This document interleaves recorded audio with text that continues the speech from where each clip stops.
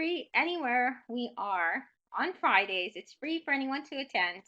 And then we also have some courses we offer, and we do offer the recordings. So if you go to AmericanTESOL.com, you'll be able to learn about our certifications in teaching with technology, teaching English language learners, and teaching English language to young learners as well. We have online courses, and then we have face-to-face courses. We're going to get started, and we're going to talk about language learning or learning in general with QR codes. If this is something new to you, don't worry, because we will introduce you to QR codes. Now, QR codes look like what's in the front slide here. And if you are looking for the presentation, right now you can find the actual presentation, and you can find also the bookmarks. The bookmarks are on my pearl trees. And let me go ahead and get those bookmarks for you. And then so you can at least access those.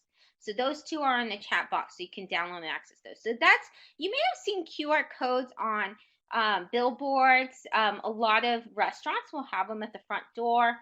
Sometimes you'll find them with your coupons. If you get a stack of coupons at the grocery store, advertisements, so milk cartons have QR codes. So QR codes are many different publications and pamphlets.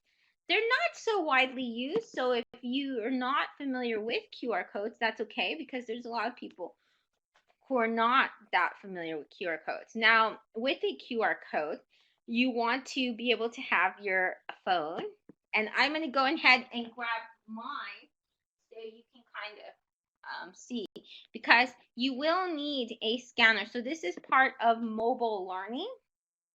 So you may need, like, for example, a scanner app on your mobile device, because that's what you scan in QR code. So for example, let's say that I was trying to get the screen here. Then what I would do is I would choose a QR code reader. I have Quick Mark. You can kind of see it there. There's my Quick Mark. I just touch that icon. You can do it with Android as well, a Windows smartphone, any kind of smartphone. And then you just put it on the screen where the QR code is, and then it reads it, and then it'll pick it up. Okay, but you do need a QR code reader. Now, the main reason I like QR codes, and you can print them out as well, so they don't have to be on the computer. Usually they are printed out. So the great thing about QR codes is, even though it's an extra step, it really does get your students to go and be curious. They want to know, well, what's behind this crazy code? What can I learn? And so I think that's really just one of the most great parts, is taking that step to where they have to figure it out. It's a mystery for them, and it makes learning engaging and fun. Okay. The other great thing about QR codes is you can interact with the real world. So with QR codes, you're able to post them on different things. You can get, if you laminate, you can laminate them too sometimes, or to keep them. But yeah, exactly. So Peggy George was saying, it's like going on a scavenger hunt. Yeah, so students, you can put them on rocks and for language learners, especially beginners, that's something that you like to do sometimes. Is like, for example, one of the ideas for if you're starting the first day of class, you may want your beginners to know what a desk is, what a chair is, what a book. Usually you put post-it notes. But if you have QR codes, and I usually have my phone and just one other device, and the kids go around and they scan, then when they take the extra step to scanning, they can learn different things. It could tie to a link. It could give them more information. It could give them an interactive. It could give them a diagram, how a desk is made. It could lead to a game. It could have a poll.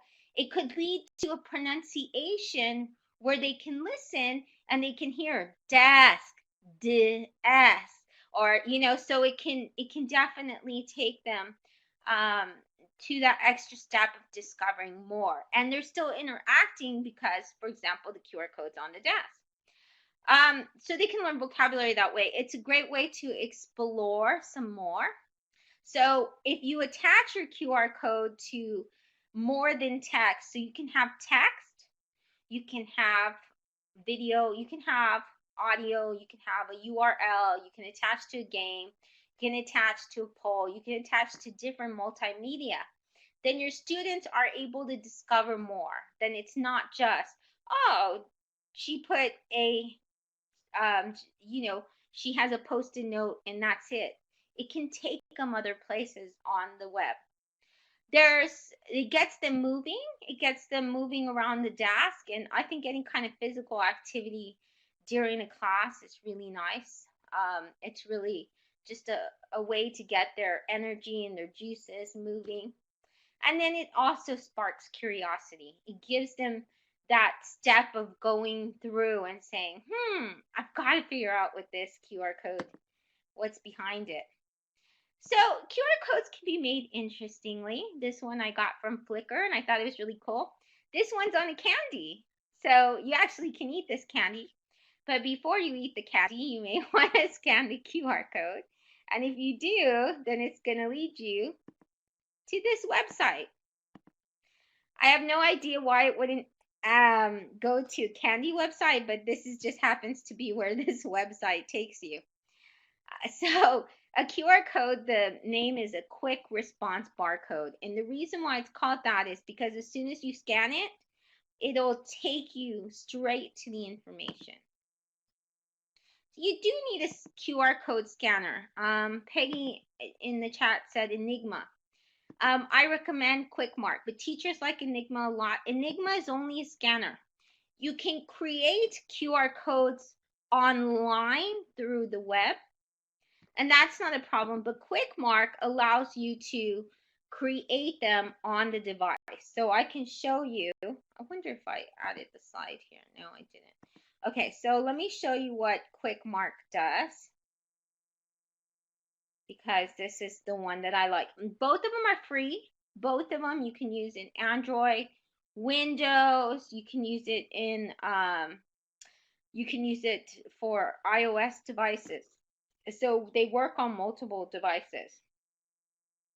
So if you were to go to create, then on QuickMark, it's going to show you. Here we go. You can create, and you can create a website. You just click on website, email, SMS, content, clipboard is just text, and location. Okay. So you can do all of those. Sometimes parents do this when they're trying to give the password and Wi-Fi code. You can just scan a QR code on a desk or something, and it'll be there. So let's say you want to create some cool ones like this little QR code. This QR code I made, it's me and Roscoe, and of course it leads to a website or something. I don't know if it works anymore because I think they took down the website, but I used visuallead.com. There's also unitag.io and qrstuff.com. All of this will let you make colorful QR codes. Visual Lead and Unitag also allow you to add pictures, and they create QR codes. The problem with these is they take a long time to get scanned. So if you use Enigma, and if you use iNigma, and if you use QuickMark, those are going to be fast like this. You're going to instantly go to a website or something or text. But if you use Visual Lead, it takes you a few more seconds. So that's what I think. I think that that's a little bit. But if you want to make things like put it on, let's say you have a project and you want your students to instead have where they put it on a business card, or maybe your students, and it leads to their portfolio. If you're doing a resume thing, that's a great idea. Maybe add it to the resumes. That's a great idea for if you're teaching business English, or if you're teaching EAP, because what happens is that you're having your students have it where it's not only their printed curriculum vitae or their resume, but it's also taking employees to maybe badges, credit, maybe testimonies, maybe where it takes them to a portfolio, their LinkedIn profile. So they could add that QR code on the resume or curriculum vitae, and or it could be a video where they're just highlighting what is the best things that they do. And that would make that stand out to an employer. The great thing is that if you put a QR code, it doesn't take up a lot of room, so you can just have it on the side of your resume. So this is what Quick Mark looks like, what I just showed you. I thought I hadn't added it, but apparently I had. It's easy. In the bottom are the 4 tabs. This is all on your mobile device. So you click create, or you can click this little picture icon and it'll have you scan. So it's very, very easy. Here are a few more really great ways to create QR codes in seconds, okay? So it doesn't take you long to create a QR code. Let's say you're going through a website and you want your students to go look at that website. So let's say, for example, that you are wanting them to, you're learning about science, you want them to go to Nat Geo Kids. Nat Geo Kids is a great site for your students to learn about animal science, things like that. So you can always have a QR code where they can go and they can scan it and they can go find out more information. Or on a digital poster, let's say that, and even for you, professional wise, how many of you have gone to conferences and have on your conferences, you do a poster presentation and it's printed? Well, you can put a QR code and that's going to give people a link to references. So that's something that I do as well. So you can do that as well. The easiest way is if you use this Bookmarklet. Now, we talked about Bookmarklet in a webinar about 3 or 4 weeks ago.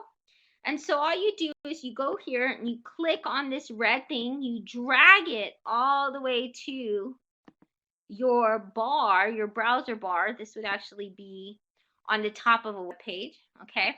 So you put that on the browser bar, and anywhere you go, then you just click on it and it automatically creates a QR code of that website. Any website, if you're on Wikipedia, if you're on Nat Geo, if you're on a Google Doc or something, it's going to make a QR code of wherever you're browsing. So that's how fast it is, and then you just print it out. It's that easy. So that's how you can do that. That's from Active History. The next thing you may want to do is you can have scavenger hunts. So scavenger hunts are another way that you can use a QR code. And this kind of shows this picture how the QR code works, okay? So students collect QR codes in this is the way I would introduce QR codes, okay? So I would have my students collect QR codes they see. They have to go and they have to get them from the mail. Usually it's in a mail. Usually it's in letters. They have QR codes, coupons from the grocery store. They just collect. They can take pictures on a billboard. And then what they do is you print those out. And then all the students, you can put them on a wall. And then the students scan QR codes 2 or more that they didn't bring in. And then they have to figure out, okay, well, what did that QR code link to? And then they have to ask these questions they have to find who submitted that QR code, and they have to ask questions. Was it found on a billboard, a letter, a coupon, or pamphlet?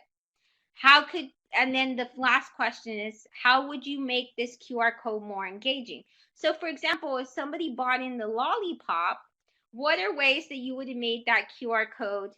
What else could you have linked to instead of that website they shared?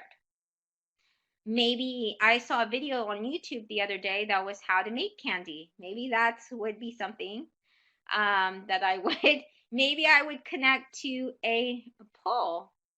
They would ask questions to each other. So this is a face-to-face class. So that's a good question. And so that way they can get the speaking done as well. So they can ask whoever, or they can work in pairs. And in the pairs, they show each other a couple of QR codes or in small groups, and then they ask these questions. You know, they scan each other's QR codes with their phone. They scan, and then they ask, what did this link to? Was it found on a billboard, a letter, a coupon, a pamphlet? They ask where it was found. And then they ask, they come up with ideas to make it more engaging. A better QR code. Some scavenger hunts. So what are some scavenger hunt ideas? Well, there's qrwild.com. That's a great way to have a scavenger hunt. So this could be in the building or outside the building. I would say outside the building if you can. If it's a nice day, this is a great activity for the summertime. And if you have a summer camp, you can get your students to walk around. So this one is pretty good because with QR Wild, what they do is they scan the code. You can either make it into a game or you can add clues.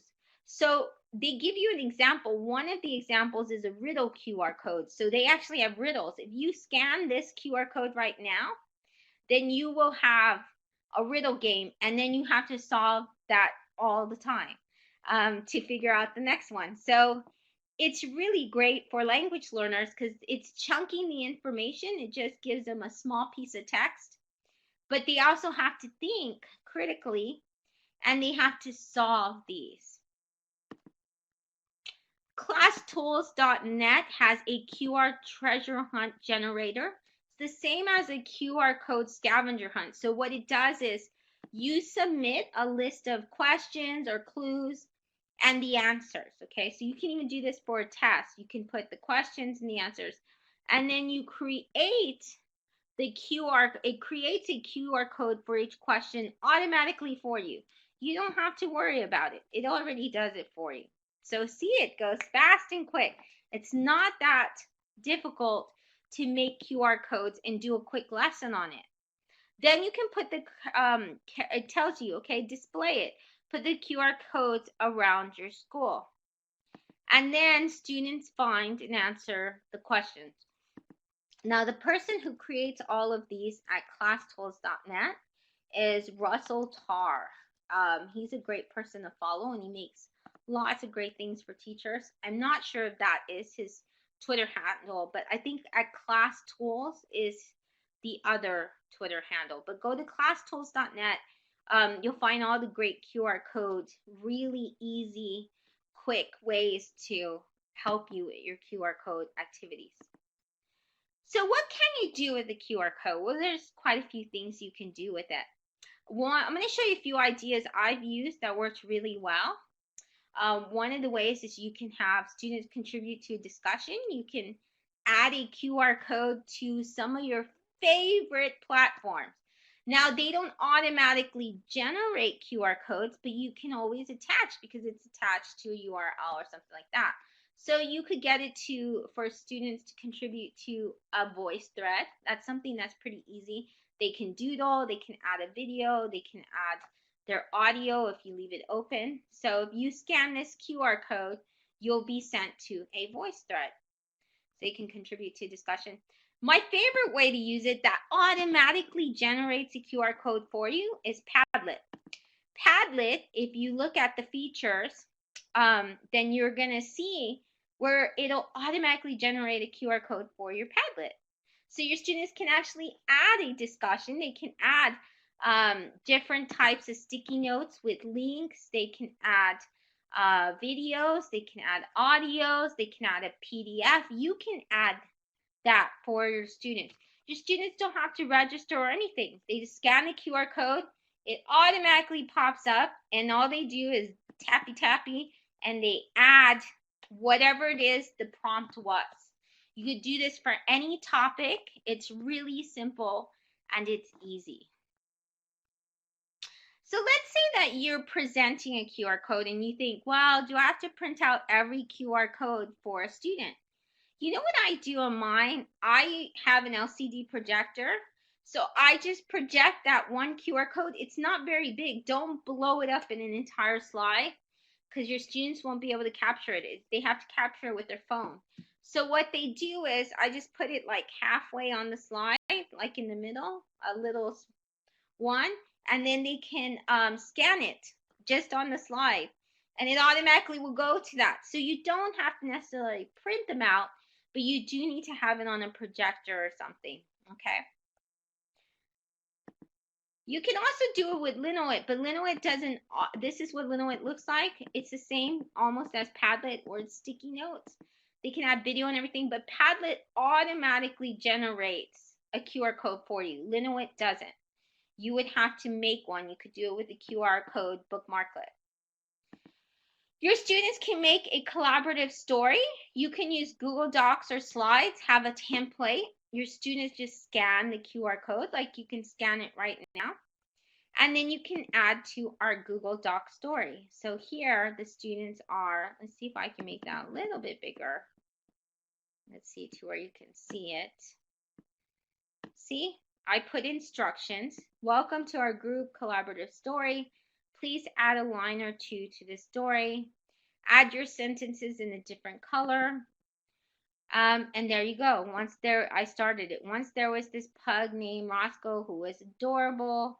Unfortunately, he was also quite a naughty dog, which is my son these days. So let me go ahead and so you could actually go and you could scan this and then you can see what it looks like. You could attach it to a Google slide as well. You could attach it to Google Draw and create a mind map instead. I think that's going to be harder if they're on a mobile device, though. They're not going to be able to really do that. So, oh, sorry. I would recommend Slides, and I would recommend Google Docs and Slides. Those are easy to work with. You can do notes and all kinds of great stuff for that. It's great for brainstorming as well. Attached to an audio, so you can use qrvoice.net. What you do is you just type in 100 characters. It's limited, so it's great for language learners because it's easy to process that language too. But even for math teachers or anything, you can put an equation. You can put a little tip, so something students can remember. And it will speak it for you. So it's text to speech, so it'll actually make a voice for you. But and you can choose the language. Now it's not going to translate it. Okay, so let's say that I wanted to be said in Turkish. Well, I would have to type in the Turkish text and then I choose Turkish and then it'll match it for me. Okay, or Vietnamese or Spanish, you know. So I would put, like in Spanish, I might say hola, ¿cómo estás? Or something like that. Okay, and then I would choose, instead of English, I would choose Spanish, and it would say, I would type in hola, ¿cómo estás? But it would say it would make its own robot voice that says hola, ¿cómo estás? Or something like that. So yeah, merhaba, you could do merhaba and then choose Turkish and it'll say, you can even see if it pronounces it if it will pronounce it correctly, because I haven't tried in other languages, so I'm not sure if it does it correctly. The other way that I think is really great is to do it with Vukaroo. So Vukaroo, you can record anything as long as you want.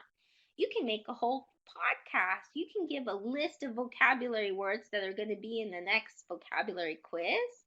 You can give a list of vocabulary words they have to look for in their readings, circle in their readings, or include in a writing.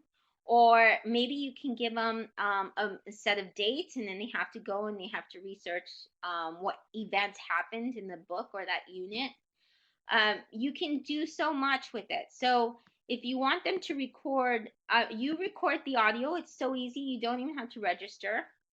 And then at the very bottom, if you see right here where this red arrow is and where the green is, it says QR code.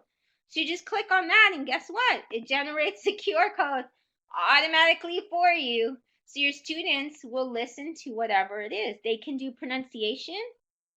They can be able to hear the pronunciation of something or a group of words as well. So it can help them with that as well. You can attach to activities, portfolios, and presentations. If you scan, so the other thing is, can you teach this online? If you scan these QR codes I'm showing you, if you scanned it right now, so I'm going to use Quick Mark and show you. I'm just going to go ahead and I'm going to do it. So I have my phone, I'm scanning. I have to point that to the QR code. And so this is what QuickMart gave me. So I just scanned that QR code right now. So yes, it did scan the QR code. See? And look what popped up. Look what popped up. It automatically popped up. I didn't even touch it. You see that? So it was very quick. It was fast. And it took you to the Christmas pug. So if I click on the Christmas pug, you'll be able to go there and Roscoe will give you a little message. So see, can you use it to teach online? Yes, you can scan the codes right here. So if I was doing a flipped lesson, I could put a QR code, a small one like this, next to something on a slide that I wanted them to go to, and they could go ahead and they could do whatever the task was, or listen to the listening, or see a video. You can attach it to a YouTube video you want them to watch. You can put a set of questions. Instead of me putting the picture of the pug, I could have put just a QR code and a list of questions I needed them to answer. So, or a list of instructions. So yes, you can even do it in this webinar online format where your students see slides and do activities. You can attach to digital stories. They can attach to theirs. So if they want to share with other people as well. Sock puppets, Telegami, Magisto, they can attach it to a YouTube, a Storybird, Yak It for Kids. These are all free tools that you can attach a QR code to. You just need the URL. And they need to make sure that it is public, okay? Make sure that it's a public one. Toon-Do, Shadow Pics for Kids, Make Believes, Edu, Bunsey, Toontastic. Definition, okay, so you can assign students, if you do this one, well, actually it won't work because unfortunately Posterous went down, but my students did this with theirs. So my students actually made a quick video on their cell phones, and they defined a word, any word. They chose a word and made a video definition. So then they attached it to a QR code. So if you needed to learn the definition, you just scan the QR code. You could see them saying, acting out whatever the word was. So you can assign students a word to define, an object to define.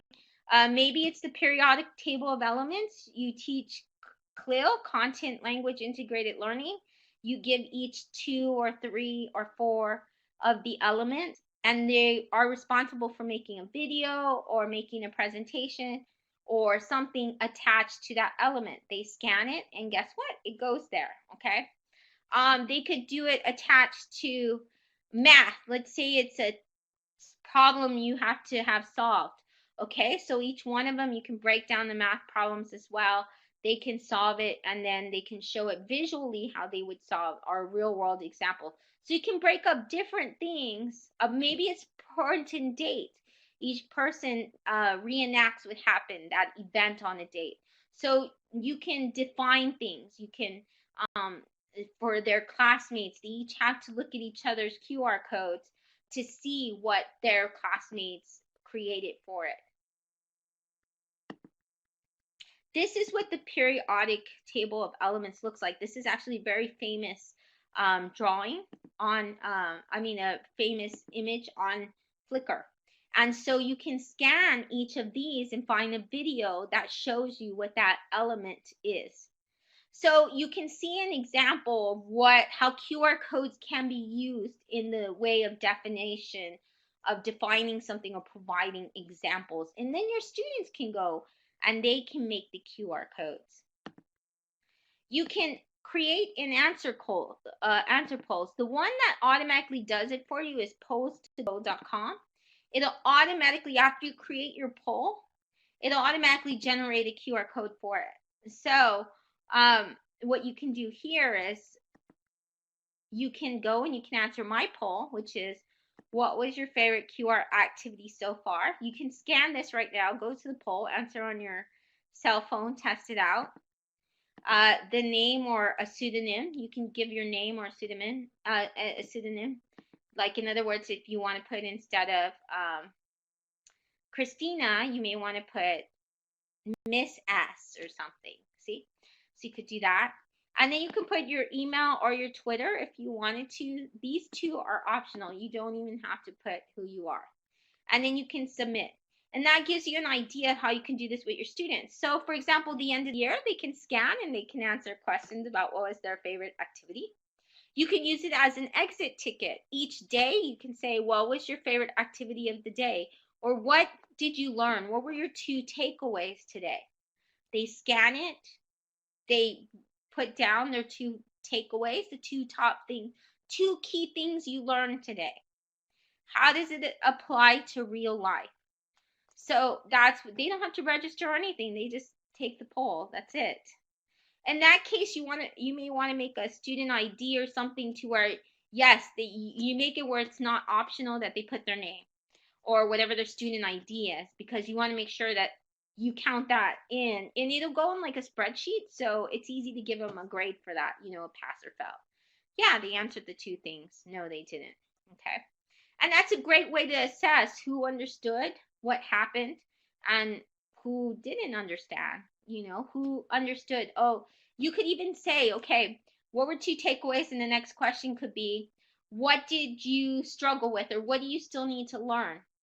And then what they'll do is they can tell you, they can say, oh, I still don't understand what a verb is, or I still don't understand what the Pythagorean theorem is, or I still don't understand what, I don't understand about chemical elements. So they can tell you, this is what I don't understand. So that's a quick way to exit the classroom. Every day you can have a QR that they just walk before they walk out the classroom. They just scan it, and then there they go, the answer. This is what it looks like, how your options. So you create it, you put how long, what's the language. You can do a quick quiz, the voting link, live results if you want to do live results. I don't ever do that. A small or a large QR code. And then you can even share on different social networks. You can even put how many people, things like that. So the free version lets you do up to 20, I think. You may have to pay for more than that. So sorry. I mean, per poll. I don't think you can do as many polls as you want, but I think it only let you up to 20 have, but I'm not sure. I'll have to check that again. Integrate with Realia. So like on the pegeek.com, he has great ways. If you search on pegeek.com QR codes, you'll see great ways to use QR codes. One is by putting it on skeletons, things like that, and then the students scan it.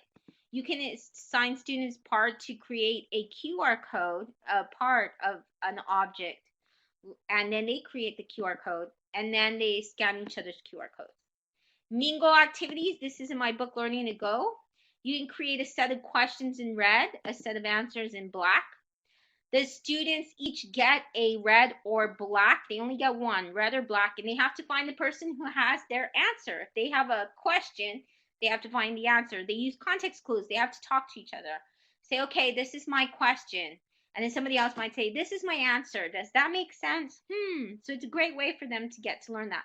It could be a definition, and it could be a word, a definition. It could be a date, and it could be an event, and they have to go find each other. So yes, exactly, different colors for questions and answers. You can attach some more ideas to timelines, comics, a works cited, a reference, or bibliography page. So if they're doing, for example, poster, then they can have the QR code that takes you to the links that the actual research they did, because some people, you see these poster presentations at conferences, but the people who actually gave them ideas or all the research they did, the articles, the really good stuff you want to take away, it's hard to get the links to that. But with a QR code, you can. You just put it all in a Google Doc, make a QR code, and it goes straight to them. Or even examples. You can do tips, a bunch of tips. For example, if they're playing a game, then they can scan a QR code and could give tips. Okay, so if you're making something in Minecraft, you might want to give them top 3 tips to making, their blocks or creating sculpture or something. Book trailers. So if you really, really like a book, then you can put it in a book, and it shows, the librarians can put in their books, and it can show, okay, these are the highlights of this particular book. This is what you're going to love. And they just make like that. Yes, you could use, Christina says in the chat box, how about collocations? And Peggy says, how about riddles? So all of those would be really great ways. Cheats, again, for games, they call them cheats. I know that's not a good word, but that's what we use to give game tips, how to pass the game. Recommendations. So if you like the book, students can also do one where they have a video and they say, oh, if you like Twilight, you're also going to like Interview with the Vampire. You're also going to like this story and this story and this author, Anne Rice. So you can do that. Recommendations. If you like the 1920s, you're going to like this movie and that movie and that movie. So you can do recommendations. Reviews, where students can review books. They can review events, movies. Tours, they can do tours around the school, tours on any particular. So in San Antonio, one of the things I'm getting my students to work on is to actually create a walking tour of different graffiti. We have murals and graffiti here. And so what they can do is they can go ahead and they can have QR codes that give more information, like give a story, who made it, why was this mural or graffiti made. They can also have games, and they can be attached to a game they play instead, or even maps.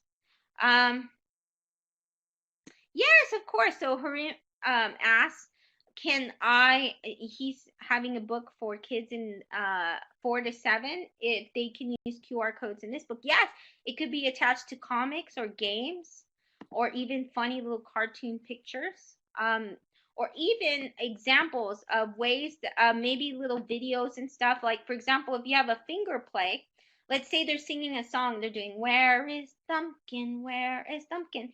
So the QR code could lead to where it's a native voice singing, where is Thumpkin? And it could maybe have like the script, like how to pronounce it, so the students can see the words and the hand movements, and they can do it at home. So that's one way you could use QR codes as well. And then maps, and they can, it could give them a map, a Google map or something, to somewhere. So you will be able to find by tomorrow the links and resources and ideas at shelleyterrell.com/QR codes. And on Monday, we are posting up different QR code apps and tools on the American TESOL blog. So if you go to americantesol.com/blogger, you'll be able to see on Monday. And Monday's when we always post our resources. So thank you so much for coming. I hope you got lots and lots of ideas, and we'll see you next